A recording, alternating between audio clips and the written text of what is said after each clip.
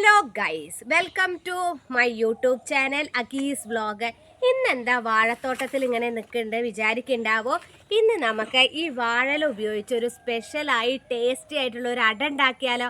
അപ്പോൾ നമുക്ക് ഈ വാഴല ഉപയോഗിച്ച് എങ്ങനെയാണ് അട ഉണ്ടാക്കുക നോക്കാം. അപ്പോൾ ഗൈസ്, ഇന്നിപ്പോൾ ശനിയാഴ്ച ആയതുകൊണ്ട് തന്നെ മോന് സ്കൂളൊന്നുമില്ല. അപ്പോൾ അവന് വലിയ ഇഷ്ടമാണ് ഇലയപ്പൊക്കെ ഉണ്ടാക്കുന്നത്.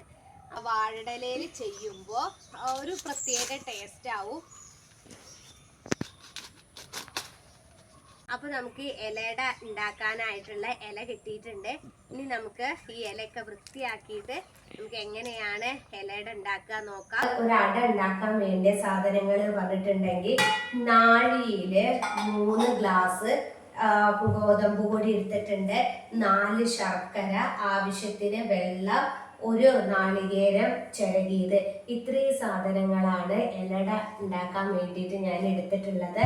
പിന്നെ നിങ്ങൾ ശ്രദ്ധിക്കേണ്ട ഒരു കാര്യം, ശർക്കര നമുക്ക് ചെറുതായിട്ട് ചെത്തിയിട്ട് അങ്ങനെ ഉപയോഗിക്കുക. അല്ലാണ്ടെങ്കിൽ നമുക്ക് ചീനച്ചട്ടിയിൽ കുറച്ച് വെള്ളം വെച്ചിട്ട് ഉരുക്കിയിട്ടും നമ്മൾ ശർക്കര ഈ മാവിൽ ചേർക്കാം. അപ്പോൾ ശർക്കര ഞാൻ ഉരുക്കിയിട്ടാണ് ഉപയോഗിക്കുന്നത്.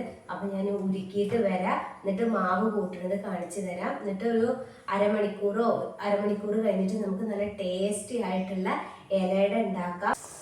ആദ്യം കുറച്ച് വെള്ളം ഒഴിച്ചിട്ട് അതിലേക്ക് ശർക്കര ഇട്ടു. ഇനി അത് നല്ലോണം ഉരുകണം, ഒരു ശർക്കരപ്പാവായി മാറണം. അതിനുശേഷം ചൂടാറിയിട്ട് മാവിൽ ചേർക്കുക. അപ്പോൾ നമ്മൾ ഇലയട ഉണ്ടാക്കാനുള്ള മാവ് കൂട്ടാൻ പോവുകയാണ്. അപ്പോൾ ഗോതമ്പ് പൊടി ഇട്ട് കൊടുക്കുക.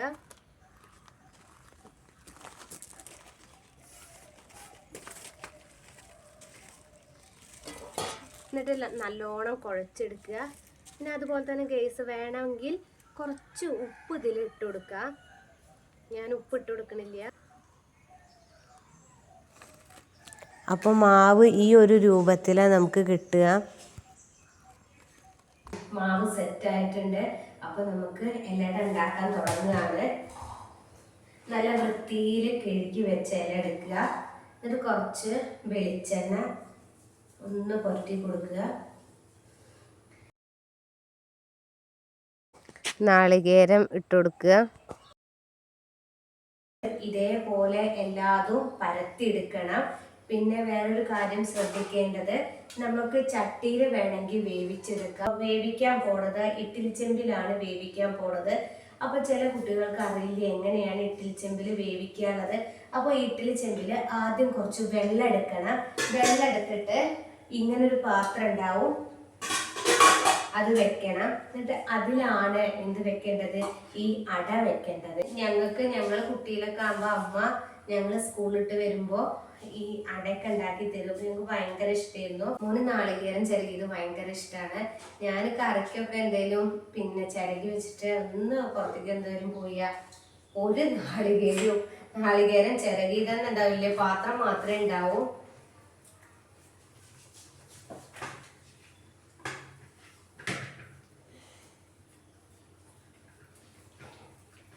എണ്ണ കൂട്ടുന്നത് ഗൈസ് അടി പിടിക്കാതിരിക്കാനാണ്.